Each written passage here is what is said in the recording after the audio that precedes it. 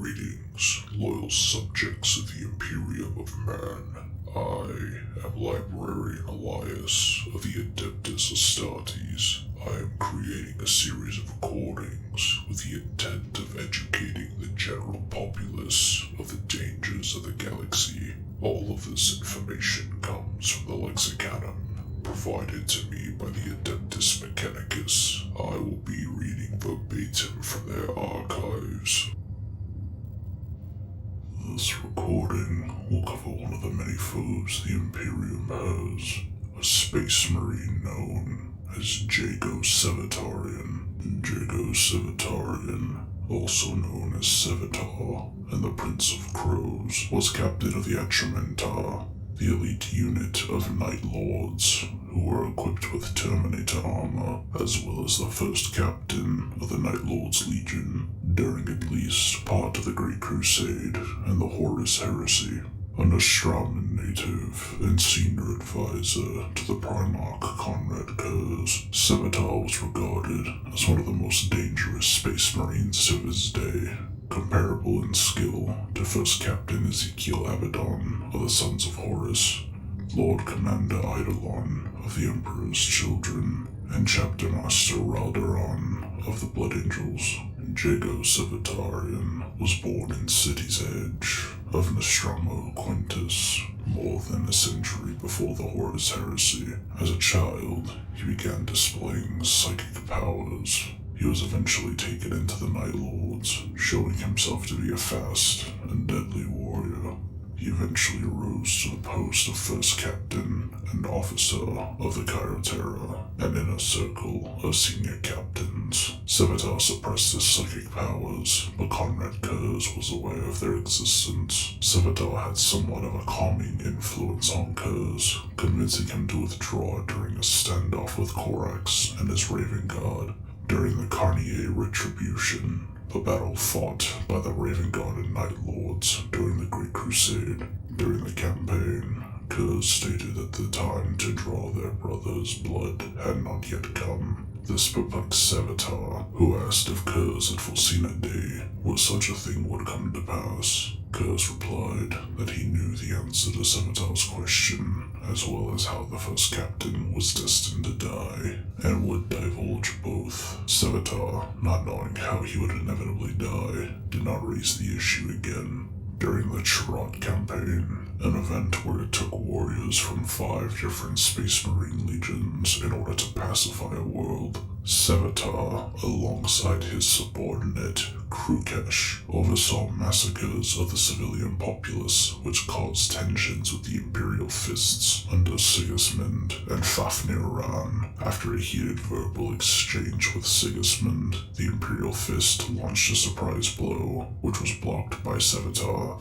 Sigismund and Sevatar subsequently agreed to a duel to end the disputes, with the rule being only blows with weapons were allowed, and it would end when one warrior yielded. After a fierce battle, Sevatar violated the rules of the duel by headbutting Sigismund in the face. Though Sevatar forfeited the battle by his act, he stated that he had nonetheless won, and Sigismund should always remember that there is no honor in war. Though Sigismund judged Sevatar a coward for the way he and his legion conducted war, he respected his formidable fighting skill as a warrior. During the destruction of Nostromo, Sevatar agreed to Kurze's course of action and saw the entire planetary society as sinners who must be punished. Despite the pleas of Shang, the personal advisor to Conrad Kurze, he refused to attempt to convince Kurze to halt the planetary bombardment. Shang pointed out for the first time that Kurze was going mad, something Sevatar denied.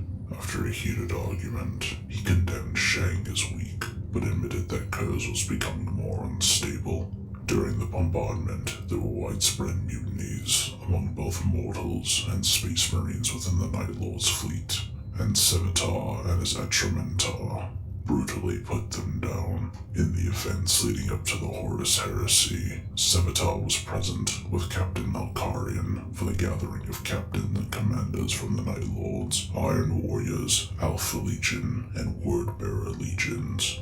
In preparation for the Dropside Massacre, he greeted Argel Tal, chapter master of the Gal Fourback, and the late unit of the Wordbearers, and stood at his side for the meeting. After Lorgar Aurelian concluded his speech to the gathered Astartes, the Space Marines' passions were fired up by Lorgar's rhetoric, and Sevatar became the first to utter the phrase, "Death to the False Emperor," a rally cry which would be used by the forces of Chaos for millennia to come, and shook Tal's hand in the manner of fellow warriors. Following the battle, where the Gal Fourback had revealed they were demon hosts, Sevatar's attitude changed, and he became openly hostile to the Wordbearers. Following the Dropside Massacre, Sevatar joined his Primarch in the Horus Crusade, battling the Dark Angels. When Kurze offered to parley to Lionel Johnson, the two brothers agreed to be accompanied by two of their Astartes. Sevatar was one of Kurze's bodyguards, along with Kurze's Huskarl, Shang. The two Dark Angels were Master Alajos and Paladin Corswain of the Ninth Order. Sevatar had seriously wounded Alajos during the Horus Crusade, and mockingly promised to use his head as a trophy. When Corswain told Sevatar and Shang that he knew their mothers had mated with pigs in Ashraman, the two Night Lords were greatly amused, and Sevatar noted his Ashraman had a horrendous accent, but was very accurate. By this point, Sevatar was also wearing a Sinner's Red gauntlets, a sign that he was condemned to death at Kurze's hands for crimes committed by traitors and fools. When Corswain asked which Sevatar was, he replied, "Both." The parley broke down when Johnson attacked Kurze for slandering his loyalty, and Sevatar ultimately killed Alajos in the subsequent fight.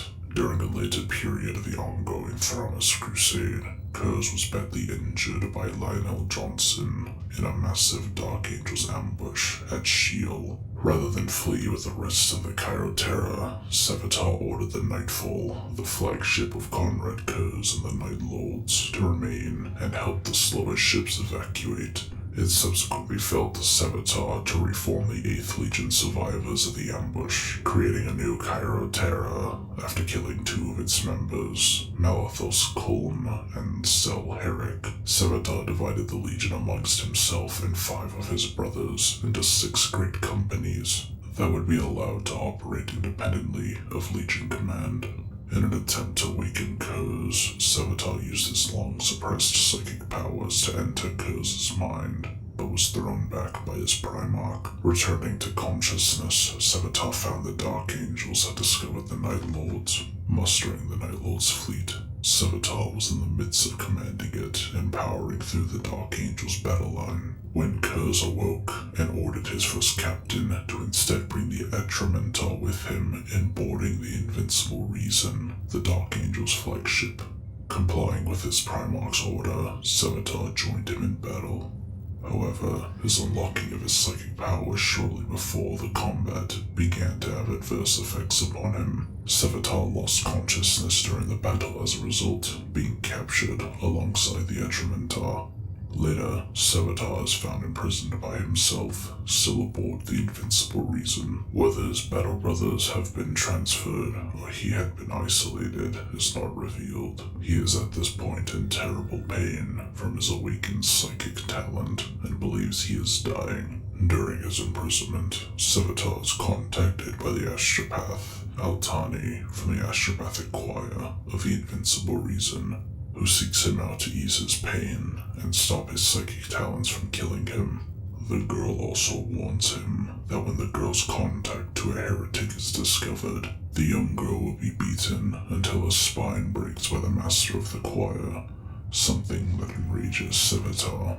When the Dark Angels initiate transfer of Sevatar to the prison transport ship Remnant of Brotherhood, he manages to escape their custody as Altani takes control of the 12 Dark Angels escorting him. Sevatar makes his way to the Astropathic Choir's quarters and methodically kills the master of the choir as punishment for him hurting Altani. He announces to the Dark Angels, "I am justice, I am judgment, I am punishment." before willingly going back to his cell. Once in his cell again, Sevatar is filled with a new sense of cold focus that has eluded him for decades, and his psychic powers no longer appear to be killing him.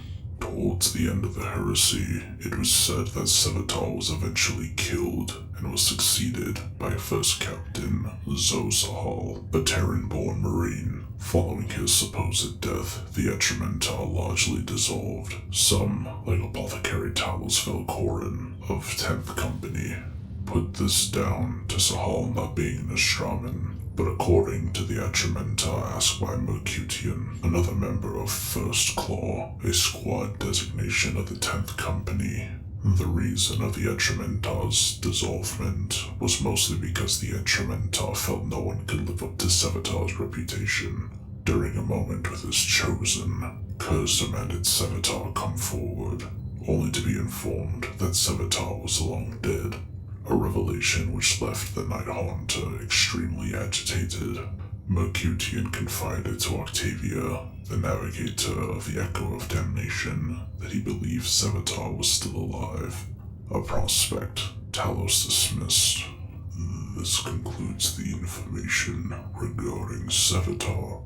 More in-depth information regarding him will be recorded at a later date. This is Librarian Elias, signing off.